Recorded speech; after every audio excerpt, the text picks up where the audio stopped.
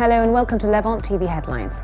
Thousands of popular forces have arrived in Al-Anbar province in western Iraq after the provincial council called on volunteer forces to join the operations against ISIS in Ramadi.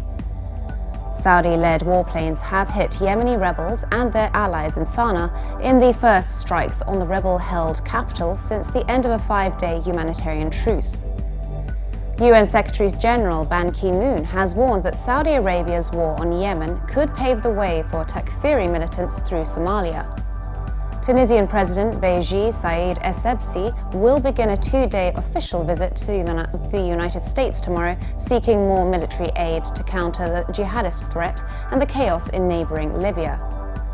And 1 person was killed and 7 were wounded in a suicide bombing in the eastern Libyan town of Quba after a car packed with explosives hit a checkpoint in the east of the small town.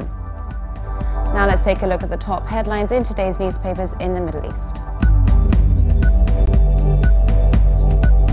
The Egypt Independent leads reporting that James Moran, the European Union's ambassador to Cairo, said in a recent statement that the European Union is against the death sentences issued against toppled President Mohamed Morsi and a number of Muslim Brotherhood members, as the Union rejects the death penalty, whatever the magnitude of the crimes.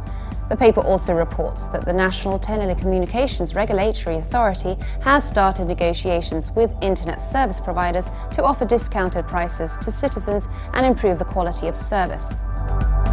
The Khalij Times leads, reporting that a column of 3,000 Shia militia fighters arrived at a military base near Ramadi on Monday as Baghdad moved to retake the western Iraqi city that has fallen to Daesh militants.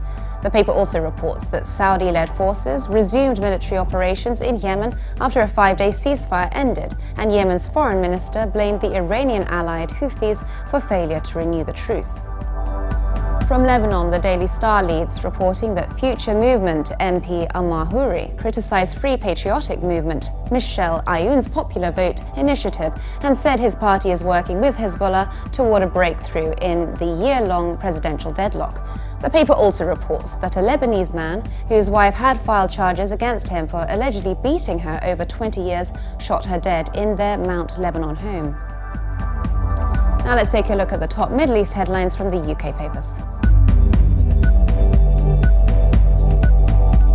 The Independent leads, reporting that the systematic use of rape, sexual violence and assault constituting torture has surged since the political coup led by President El-Sisi in Egypt, spreading beyond the confines of police stations and detention centers to officials openly assaulting people in the streets, at universities and people's homes during raids, according to a new report by the International Federation for Human Rights. The Telegraph leads its Middle East news, reporting that Saudi Arabia is advertising for 8 new executioners, recruiting extra staff to carry out an increasing number of death sentences, usually done by public beheading. The kingdom is in the top 5 countries in the world for putting people to death, rights groups say. It ranked number 3 in 2014 after China and Iran, and ahead of Iraq and the United States, according to Amnesty International figures. The Guardian reports that the Washington Post journalist Jason Rezaian will appear in court in Iran next week, accused of spying 10 months after he was detained in Tehran. Rezaian was formally charged last month with espionage, collaboration with hostile governments, gathering classified information and disseminating propaganda against Iran, and faces trial behind closed doors in one of Iran's revolutionary courts. Now let's take a look at the top Middle East headlines in the international papers. From Germany, the Deutsche Welle reports that plans for peace talks involving all parties in the Yemen conflict were put on hold, as spokesman for UN Secretary-General Ban Ki-moon said Ban regretted there was no extension of last week's 5-day humanitarian pause. Talks have been underway in the Saudi capital between politicians and tribal leaders aiming to find a way out of the crisis, but the Houthis have boycotted the discussions.